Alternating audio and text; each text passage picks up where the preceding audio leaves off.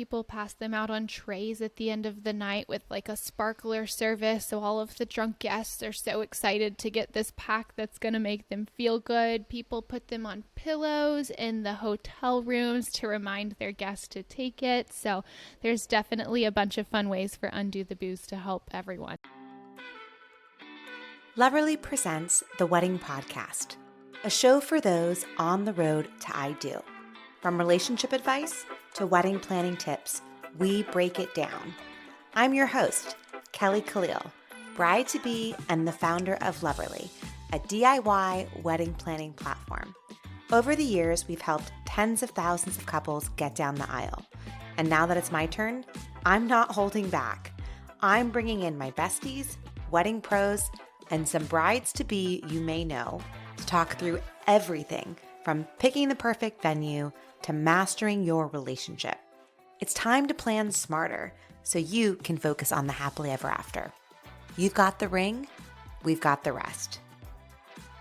Hi friends, this week I sat down with Kylie, founder of Undo the Booze. At 17, Kylie moved to New York City to attend Pace University and simultaneously launched her modeling career. She's kind of a big deal, debuted her career with Alexander Wang, has walked the runways of Versace and Chanel, and she's been on the cover of Vogue Mexico, Harper's BAZAAR, just to name a few. So we're going to sit down and hear all about how Kylie launched her career and how she was inspired to start her company Undo the Booze, and why it is the perfect add-on to any wedding, bachelorette, or any life celebration to eliminate a hangover. We're also going to learn a little bit about how to drop the hint that you're ready for your partner to pop the question, because she herself may be ready. Let's get into it. Today, I am excited to welcome Kylie Vonnahme to the podcast. She is a model and entrepreneur, and someone who I think is waiting for the ring. Yes, thank you so much. We'll dive into all of that, but Kylie, I'd love for you to just share with the Loverly audience a bit about you and how you started your career and a bit about your company. Yeah, so I'm Kylie Vonnahme. I am originally from Dallas, Texas. I was actually scouted for modeling when I was 15 years old, so my career started somewhat early. I ended up graduating high school pretty early, 17 years old. I was out of there and I packed up my bags and a couple pink suitcases in my dad's camo hunting bag, and I moved to New York by myself. I was definitely wanting to pursue this modeling opportunity, but I was also attending school at the time, and essentially through school and modeling, it has brought me to where I'm at today as a company owner. I am still working as a full-time model. I definitely put a lot of my time and energy into that part of my career as well, but now I am running my company called Undo Supplements, where we have a hangover prevention supplement called Undo the Booze, and so yeah, needed. I'm a little bit of everywhere at the moment. So I'm excited to talk about Undo the Booze, because I feel like in my 20s that would have been, or I would even say throughout college and in my early 20s, living in New York, late nights, the next day that hangover, dying to know what's in it and how it works, because it sounds like a magic pill. But I want to dive more into kind of the modeling thing, because that's kind of your first career. So 17, you move to New York. Mm-hmm. Like, where were you living? Who were you living with? Like that. I moved to New York when I was 25 after I'd been, lived out of the home, went to college, lived on my own, and New York even was intimidating to me at that point, where I felt somewhat adult. What was that like, moving to New York City at like 17, 18? I mean, I think ignorance was definitely bliss at the time. I was so young still that like I didn't have as many reservations. I always say like I try to channel that 17-year-old Kylie in so much of what I do, because I just literally like left my friends, packed up, and hit the road. Thank God I was doing school. That was always important to my parents. Like, sure, let's pursue this modeling thing. Like, you do what you want to do, but until that proves to be a real career, like you need to be in school and be doing something just in case this doesn't work out. So thank God for that, because I was in the dorm rooms. So that was great. I was able to. Where were you at school? Pace University. Nice. It's private, downtown Manhattan. It was, I always pictured myself going to like the big Southern universities. I grew up right outside of Dallas, as I mentioned. So it definitely wasn't the college experience I anticipated, but I always say the city was my experience. And so thank God I was able to move into a dorm room and be surrounded by kids my age. And modeling was definitely my wake-up call into the real world. School sometimes still feels like, easy, not real life. Like I was able to like integrate into that really easily, but modeling was like, wow, hello, okay, I am out of my element here. Like this is real life. This is a job. This is competitive. Like, wow, here we go. Yeah, and for people who aren't familiar with New York City colleges, Pace, Baruch, NYU, all of the universities that are in New York City are basically distributed throughout the city. So there's no central campus. There's just buildings in Manhattan and then dorms like scattered throughout. And a lot of them are like concentrated. But you're basically living, I mean, I guess anyone, I don't want to date myself, but if you've ever watched Felicity, remember watching that? Like you're basically roaming the city and there's a couple buildings that are, so I'm curious because specifically with Pace, I used to live downtown in the Frank Gehry building. And it was right across from Pace. And there's dorms all around. Is that Spruce? Yes. Yes. Oh my God. When I first moved to the city, I mean, I was in the dorm room next door and I always used to say like, oh, I'm going to live there someday. This is my dream. That was like luxury compared to what I was doing at the time. So yeah. It looked more luxury on the outside. And don't get me wrong, the building was beautiful and it had amazing views. But like, it's still a New York City like building. You know what I mean? Like you have all the New York City issues, like, they don't like you to know, but cockroaches, and you're like, what? This is like a nice doorman building, but at 90 floors tall. How is there a cockroach up here? I have no idea. I was on the 29th floor, and I was surprised. That was a question I had, but it wasn't that bad. It was actually a really beautiful building, and it gives you a sense of New York City, right? It's like a true, like... It's an initiation. You have to have mice or bugs or noise or leaks or something. Totally. So you're modeling and going to school. So what was that like? So going out on auditions, like what, 3-4 times a day, a week? Yeah. So it was tough. It was definitely something that was so hard to balance with school. And, they always say to you, like, keep that going. We want you to do that. Absolutely. But then when it came down to it, I'm like, oh, guys, I have like my biggest test of the semester at 12. And they're like, well, this is a massive casting, so you have to go to this. And I'm like, okay. So I was constantly torn between the two. And it was a relatively slow start for me. Modeling is super cutthroat, as I'm sure like many people have heard, but I wasn't technically thin enough for New York standards at the time. Yeah, I was enjoying college. I was a college student. I was going out. I was eating late night pizza. Like, I wasn't focusing on being super thin. And so it was a super slow start for me. They were like, lose some weight and then we'll get you going. And naturally, once I got all of that college fun out of my system, I got to where I needed to be. And then, it started picking up really quickly. And you've modeled for a lot of the big brands. Do you want to share some of your kind of highlights? And you've been on the cover of many a magazine and in many a campaign. So give us the highlight reel from your modeling career. Yeah. So I think to this day, just because it was the most exciting moment in my career was when I launched my first show season, and I started as an exclusive for Alexander Wang, which at the time was like the show in New York City. And they basically championed me that entire season, the casting director, and had me walking Chanel and Versace, all as exclusive. So that means like you only walk that show in the city. It's like a really big honor. It's the best way to be initiated. It was beyond exciting because now I'm like a real high fashion model. Like that's pretty much how that goes. And then from there, it's just been like such an exciting 7 years now. I have done so much different work. I always explain to people, I'm like, one day I'm shooting Nike and I'm wearing a sports bra and tennis shoes. And then the next day I'm like on the cover of Vogue Mexico wearing, Alexander McQueen with the craziest hair and makeup you've ever seen. So I've really had an exciting ride. I've done a lot of beauty work, so Maybelline and NARS and Laura Mercier and tons of magazines, and it's just been like such a crazy experience that I'm super grateful for, because I feel like the fashion industry has truly like grown me into the person I was supposed to be. That's amazing. Incredible. Congratulations. How long did it take from when you were first there to, you said you were enjoying college life, to booking that first big gig?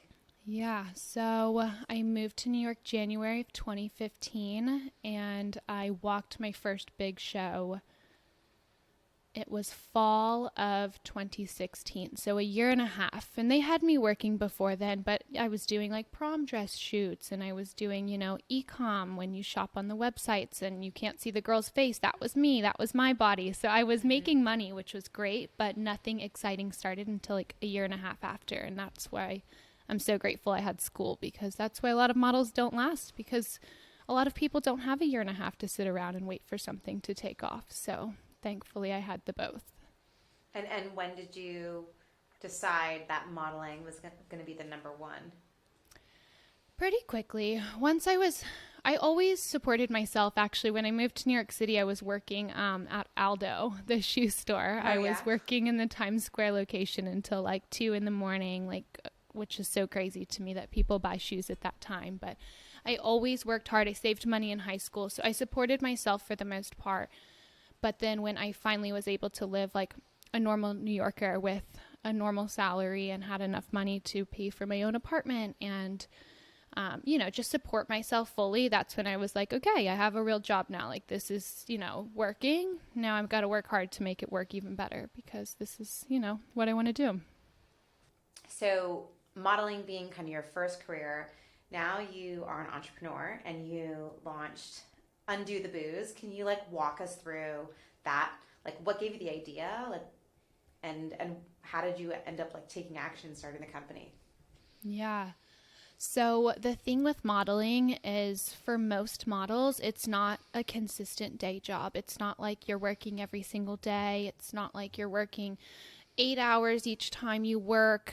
It literally will break down to, some weeks I will have absolutely nothing, and then the next week I work every single day. And it's so weird. I feel like it never really hits that consistent flow, unfortunately, but it all evens out eventually. But I had all this extra time on my hands when I wasn't working, and was like, I've got to do something productive here. I've got to fill my time. So I always had this idea in my head that I wanted to have my own business. I've always it's funny, my family friends always say growing up, we knew you'd be a salesman, you've got sales in you. So I've always had this drive and motivation to create something for myself, and I couldn't figure that out for a long time. I at one point was like, I'm going to do a skincare company, and then I'm going to create an activewear line, and maybe I'll create an app. I was all over the place, and I felt like none of it really stuck with me, which I think was an important part of my journey, because then through modeling, I just became super passionate about finding balance in everything I do. I had some free time, so I would want to be able to go out and network at networking events, and go out and have a girls' night, and, spend my time doing what you're supposed to do in your 20s. But then I would wake up and feel terrible the next day. So that was one aspect of my life that I felt like was so unbalanced. Why can't I go have a girls' night and then wake up and have a productive morning and make it to SoulCycle? So I truly tried all of these hangover remedies on the market. Powders, pills, drinks, packs, patches, you name it. I have tried it. You can check my Amazon. I have spent so much money, I've realized, on trying everything out. And in the mix, I just became super passionate about the ingredients, and I just felt like I was so deep into it, I had to fix it. I had to create something that could truly work. And that's when I kind of had that moment, wait, I'm super excited about this. I found a white space. This one feels like it's going to stick. And I think that's an important moment for anyone who wants to start something. For me, when it stood out to me, that's when I knew, hang on, okay, I'm going to move forward with this, and I haven't lost excitement yet. But essentially what I did, I was creating packs on my kitchen floor. I was taking all the ingredients that I liked, purchasing them on Amazon and putting them in like little pink Ziploc bags just for myself. And eventually I started passing them out to friends and family, and everyone said, Kylie, like, I think you actually have something here, but it's way too many capsules. Like, I almost threw up at midnight last night trying to take 8 pills. Like, this just doesn't work for me. It started with 8 pills because that's a commitment. 8 at minimum. I was like giving the small packs to my friends and family. So I was like, okay, hang on. So let me see what I can do here. If you guys are telling the truth and you really like it, like, let me see. So then I teamed up with a doctor and I found a lab in Florida. Basically, the internet is a beautiful place, and we, have so many contacts right at our fingertips if you look for them. So I got a strong team behind me and said, look, this is what I envision this supplement doing, because this is what I've been using and it's been working, but I don't understand dosages. I only understand ingredients, and I only understand like the key principles of what I want in the product. I want them to be clean. I want it to be plant-based, vegan. So the doctor helped me dose it all out, and the lab brought it to life, and I got 100 samples. So I said, all right. I passed out 100 samples to every single drinker around me, and said, like, go have a night. I'm like, don't have 2 glasses of wine and take this. I'm like, go have a fun night and wake up tomorrow and let me know what you feel. And everyone was really like, Kylie, I don't know what you did here, but it works. So I'm like, okay. Well, I'm going to do this. I'm like, if you guys are lying to me, you're going to put me in a pickle. I'm like, because I'm going to do this. And so we officially launched August 2022. And now it's been, the most exciting, probably most fulfilling part of my career. Modeling has been so exciting and fulfilling, but creating something for yourself and doing it on your own, there's nothing like it. So what is the product then? Is it pills or powders or...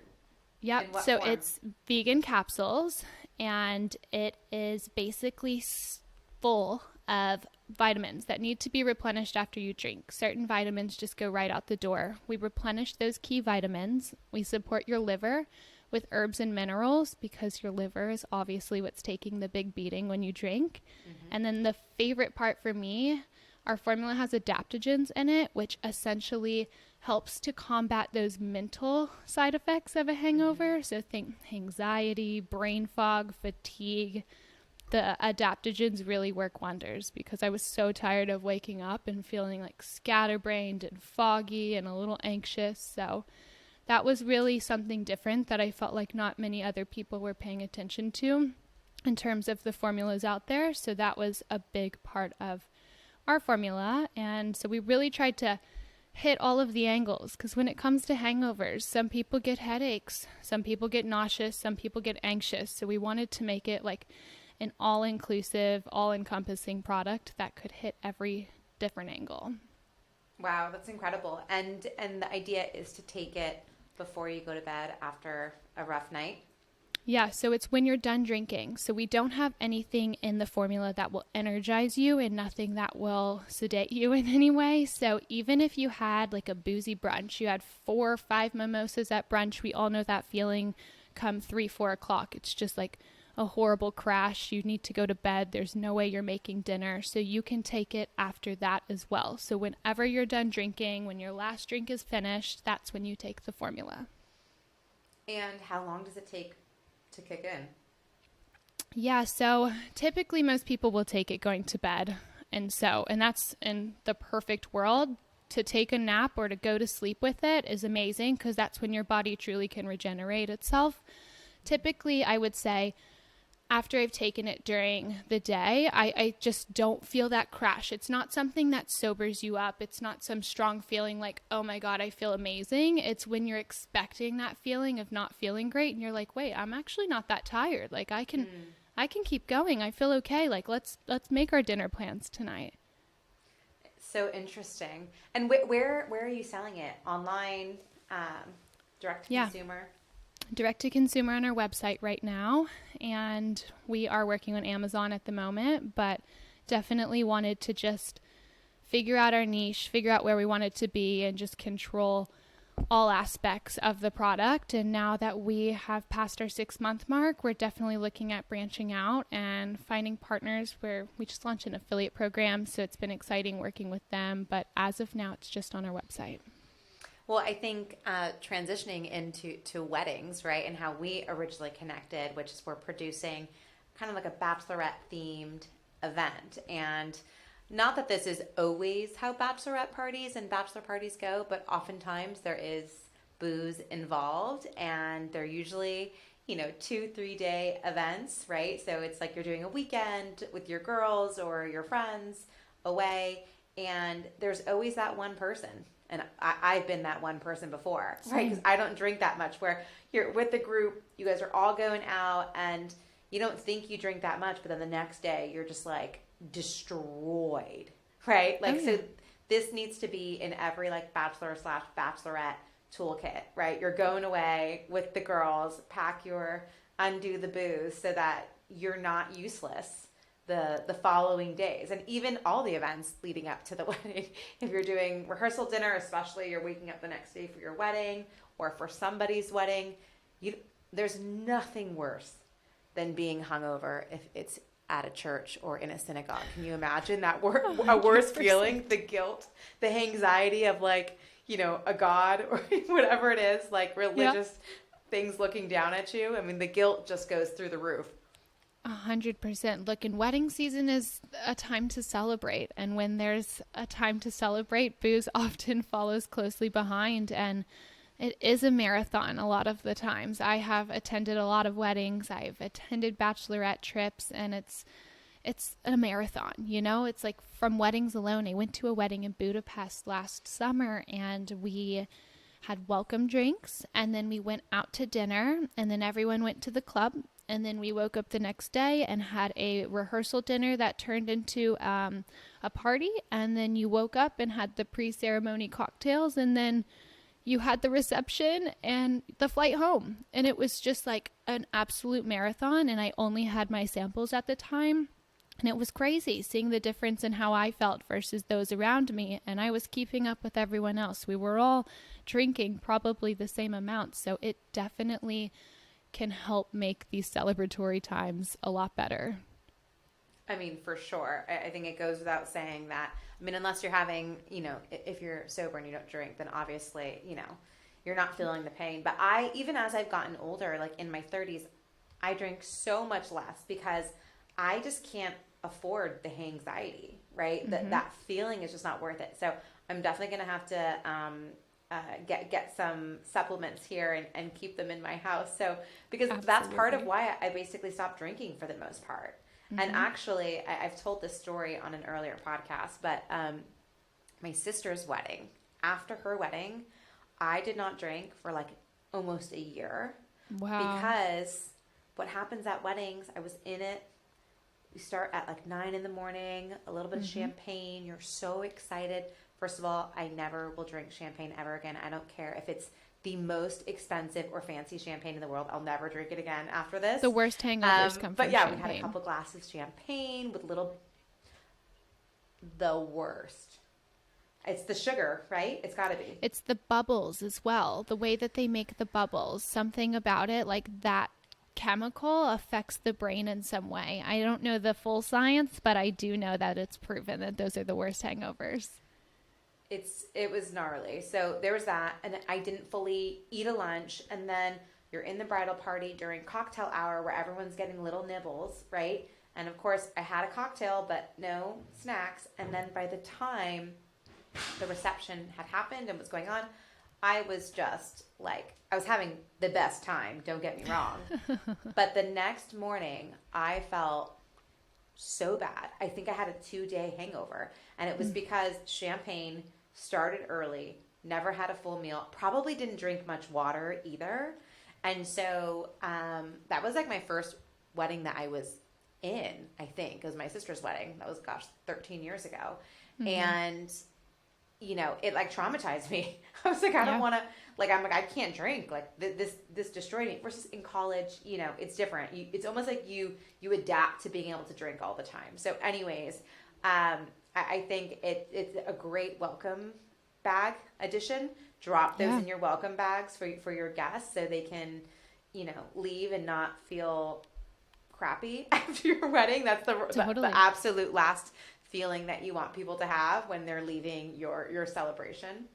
Yeah, we've seen people pass them out on trays at the end of the night with like a sparkler service. So all of the drunk guests are so excited to get this pack that's going to make them feel good. People put them on pillows in the hotel rooms to remind their guests to take it. So there's definitely a bunch of fun ways for Undo the Booze to help everyone during wedding season, because I think we all need a little help if you plan on boozing. Totally. So I also wanted to ask you about another venture that you have, which is your podcast, which is the Not So Simple Life. So tell me about that. Like, how did you start that? And also your co-host, Sophie. Where did you find her, and what's the dynamic relationship there? Yeah, so we have a very funny love story, I always call it, because we are best friends now. But essentially, when COVID hit 2020, I will never forget, I was working on set with Ralph Lauren, and they kicked us out halfway through the day, and I think 2 days later the entire country was shut down. So I was terrified for my career as a model. I'm like, I don't know how long this is going to last. Modeling, we all know this, it most of the time does not last forever for most girls. So I'm like, I don't know if I'm even going to be able to model anymore when this is over. I know I probably won't be making very much money in the next couple months, which, turned into 6-7 months. And so I was basically forced to sit with myself. And this was before Undo the Booze. Like, what do I want to do if this never comes back to me? What am I passionate about? What do I like? And what can I do from home? Because I wasn't going anywhere. And as I mentioned earlier, I was just super passionate about balance and health and wellness and taking care of myself as a model. And so I'm like, I'm going to start one of these podcasts. I'm going to share my tips. I'm going to talk about topics that aren't talked about. I want to talk about how my simple life in Texas is now not so simple anymore in New York City as a model. But I didn't want to do it alone. The last thing I wanted was to spend more alone time during COVID. So I genuinely just scrolled my Instagram feed. None of my friends were going to be a good fit for this. And Sophie was posting recipes every day and her workout routines. And I'm like, I have seen this girl at a casting before. I'm going to reach out. I called her and was like, I'm never afraid to just get on the phone and call people. What's the worst thing? How did you get her number? I think I messaged her first and was like, hey, like, I have something I'd love to chat with you about. Like, do you have time? Let's hop on a call.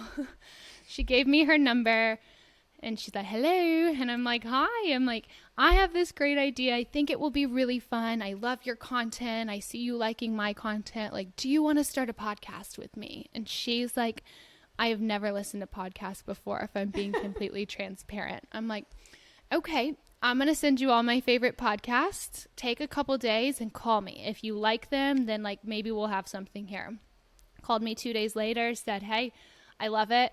I'm bored. Let's do this. So we launched our podcast, and it was just such a funny dynamic. The only time we had ever met was at a casting, and I'm chatty Kathy. I talked her ear off, and she didn't say very much. So we didn't have much of a relationship at all, but we built this amazing bond. I think starting in business, because we did make this a business for us, starting with someone who you don't have a relationship with can bloom into such a beautiful relationship, because we had very clear boundaries because we were doing business together, but also we were similar. We have similar lifestyles and friend circles. And so we built a friendship in the meantime. And we just have it's probably one of the healthiest relationships in my life. It's such a nice bond that her and I have built. And we just started pitching guests.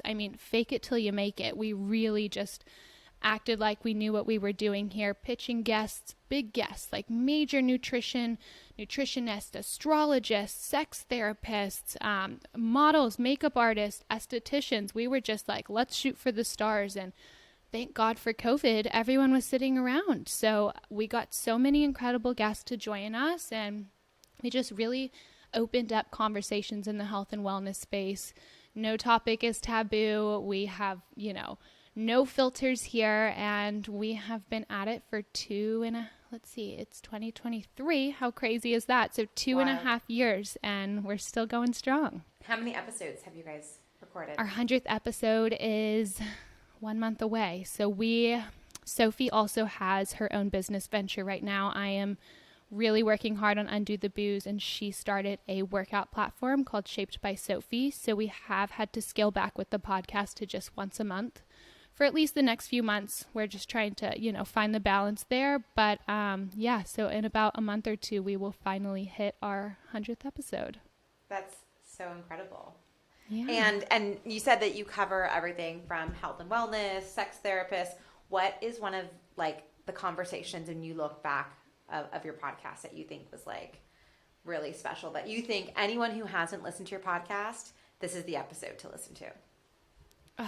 I'm a skincare junkie, like love skincare. I love getting all of the tips. I love all the products. One of my favorite episodes was probably Celeste Thomas. She is a skincare expert, and she focuses on clean beauty, and she just has like a very holistic lifestyle. That's one episode that I love. And then Sophie and I sharing tips to other models. Those episodes I hold close to my heart, because those were times that her and I were able to like really put our walls down, because I think within every career field, there's things that aren't spoken about very often. And in modeling, just like everywhere else, we have those conversations where we're like, yeah, this is not a great part of what we're doing. And we've shared that. So either our solo episodes about modeling or Celeste Thomas talking about skincare. Okay. So anyone who wants to check out your podcast, those are the two. We'll actually link to them in the show notes so people can just quick grab and listen. Amazing.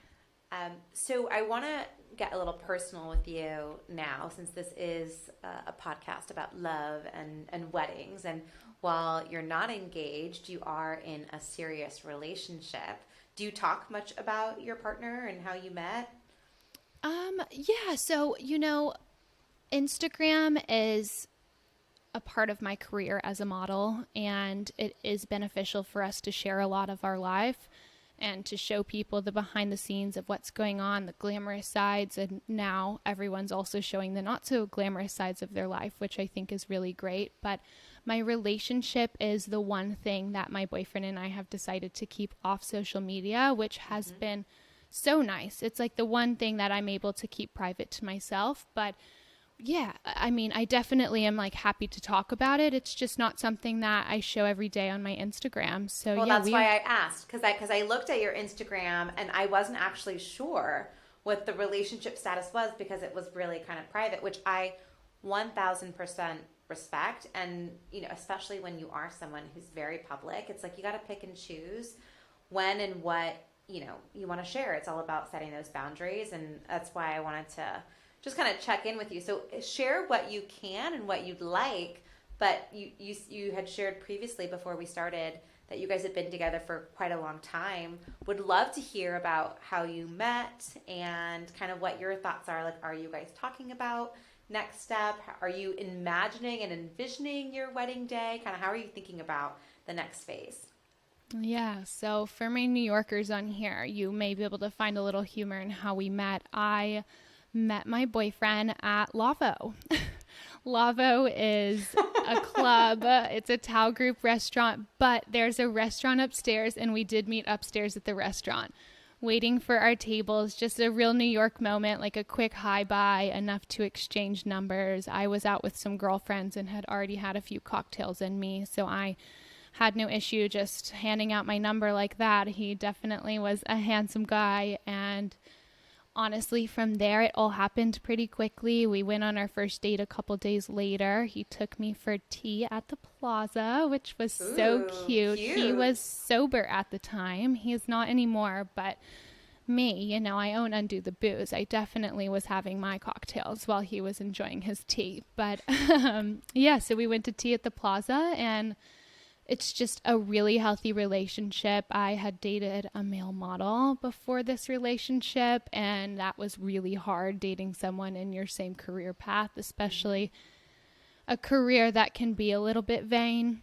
So when I met my boyfriend, we work in completely different industries and have completely different interests and friend groups, and it was so amazing cultivating our lives together. And fast forward, we're now at year 6.5, approaching 7 years. And Wow. I think we're finally heading into the direction of engagement. We have just had such a nice, healthy relationship all the way. And he's in the peak of his career, and I'd like to think I'm really in the peak of mine right now. So we have always just helped support each other and building the lives that we want to build. And I think we're finally getting to that point where we're super close. I actually hinted pretty hard last summer that I think I'm ready. So we are on our way. I was going to ask, what is that hinting? Dropping hints. And also, have you like thought about what kind of ring that you want? Like, how important is it to you? And like, if you've looked at like shapes or styles, like, do you know what you want? Have you tried things on, whether it's your friends or gone into different stores? I hope he doesn't listen to this. If he does, I'm totally telling him he gets to stop at the halfway point. But so my hints started first with the jeweler. We have this jeweler that we like, this amazing guy. He has taken care of us with pieces in the past. And I showed up alone one day and said, let's find me a wedding ring. And he's like, what's going on? What do you mean? I'm like, I'm ready. I just need to figure out what I want. So we figured out that I am an emerald girl. I definitely want a super thin band and hopefully a really nice emerald stone. So he knows my style. He's got my ring size. He's ready when my boyfriend is ready. But then from there, I'm very type A. I know what I want and I have an idea. I can tell. Yeah. So I'm like, let me just make that easy for him, so he can win there.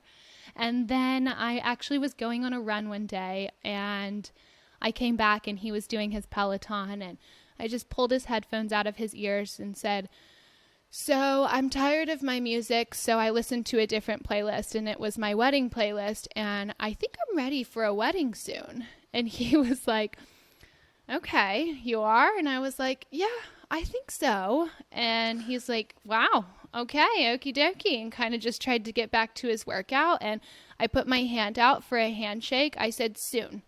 And he goes, okay, soon. And we shook hands and that was that. And I think That's not a hint.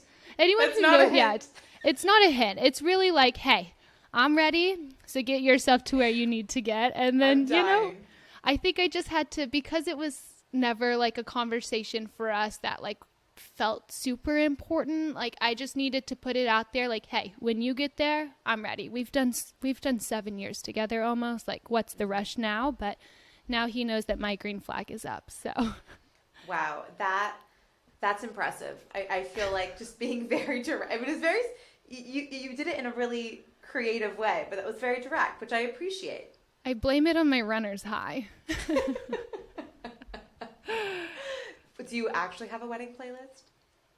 I do. Yeah. I like love slow music every once in a while. I like love to slow it down sometimes. And I was running a lot at the time and would get bored with my playlist. So yeah, I have a wedding playlist and I've attended a lot of weddings too and like found songs I liked. So, I mean, I have the full Pinterest board.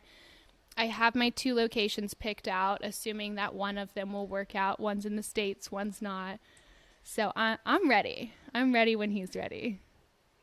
I love to hear it. Well, we're going to have to invite you back for a deep dive episode when you actually start planning, because typically that's what we talk about here. That's one of the things that we love to cover is the planning process. But it has been so fun learning about you and your story. And I feel like your product is going to be a game changer for so many people who are attending weddings, in weddings, planning their own.